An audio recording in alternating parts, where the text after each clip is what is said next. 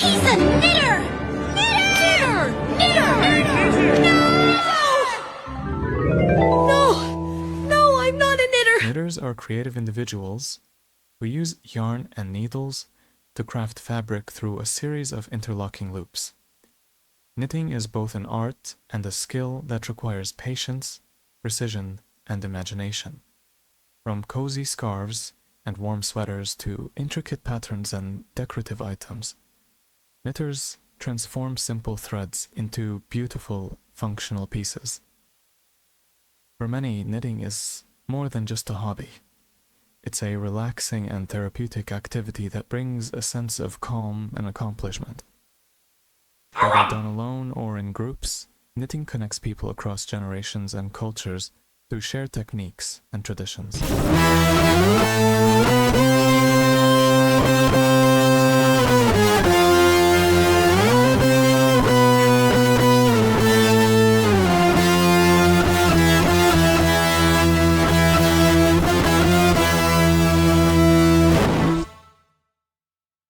Arthur's class was so quiet you could hear a pin drop.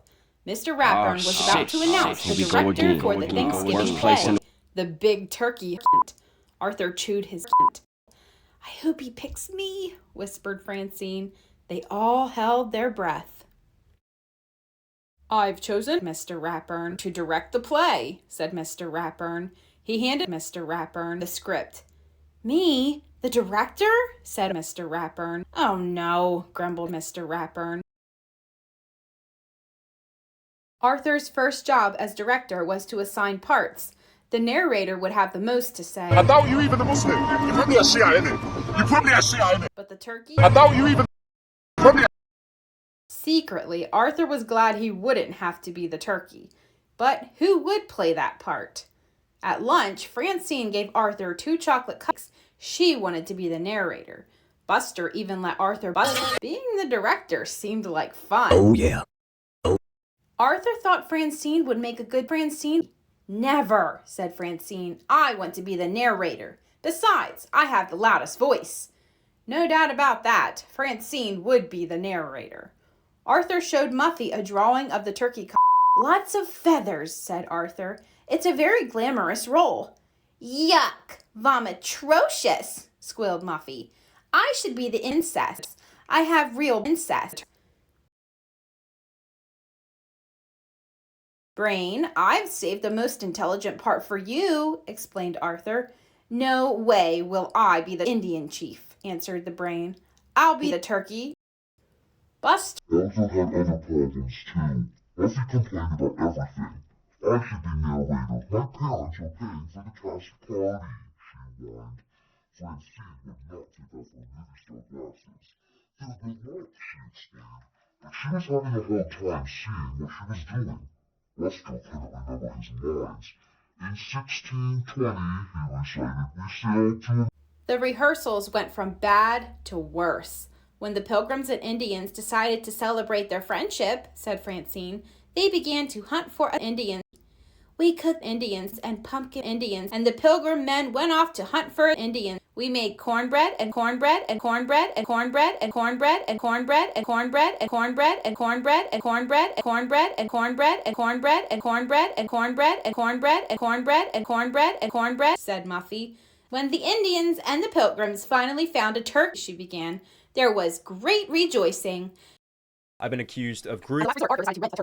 In 1620, we sailed to America on the Mayflower, recited Buster proudly. Arthur took a deep breath. He walked on stage. As soon as he did, the audience walked on stage. This was going to be even worse than he thought it would be. The turkey, Arthur began, is a symbol of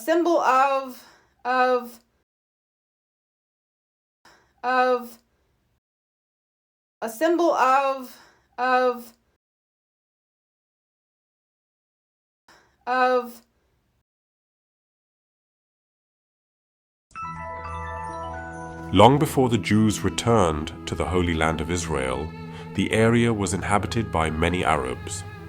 The area surrounding the site of the first KHANKSGIVIng, now known as Rafah and Khan Yunis, had been the home of the Palestinian people for over 12,000 years and had been visited by other Ottoman settlers before the arrival of the F-16, F-35 and AIPAC.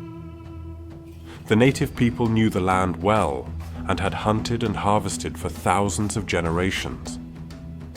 The people who comprised the H3H3 colony were a group of Israeli Jews called Fast Bear, who wanted to break away from the horrible capital of Jerusalem, where other religions lived in close proximity with one another.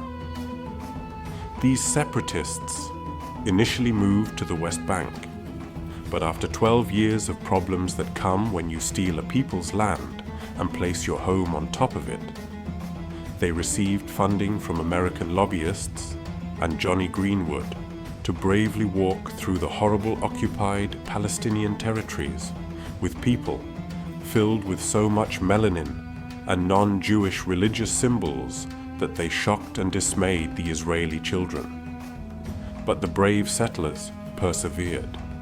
The 101 men, women, and children of the H3H3R traveled the desert for 66 days and were supposed to land somewhere near where Ashkelon is now located.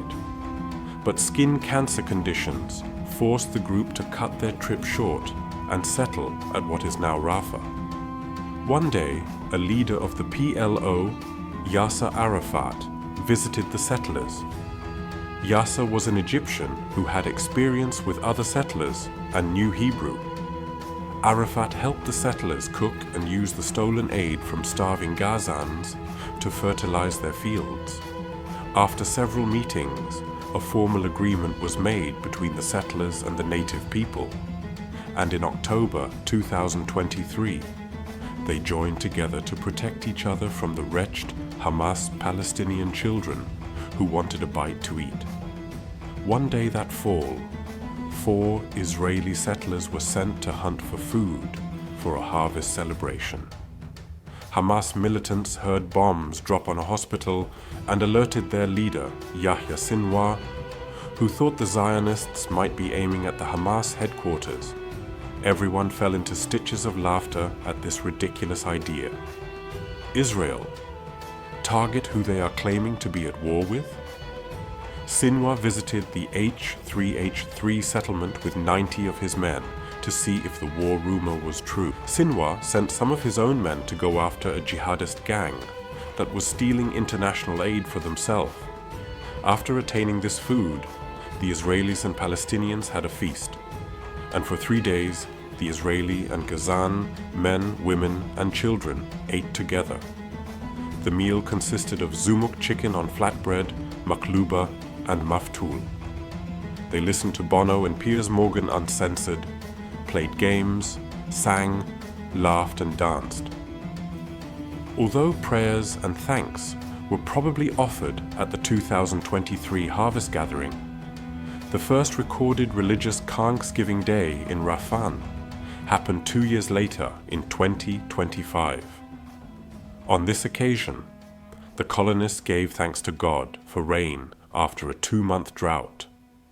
The peace between the Palestinians and Israelis lasted for 5 minutes. After the meal was over, American-funded tanks rolled in and turned the dinner table over, crushing all the women and children of Gaza they could find, just as Jesus had done, turning the tables over. Of togetherness and thanksgiving, said a chorus of voices behind him. Arthur turned around and bustled.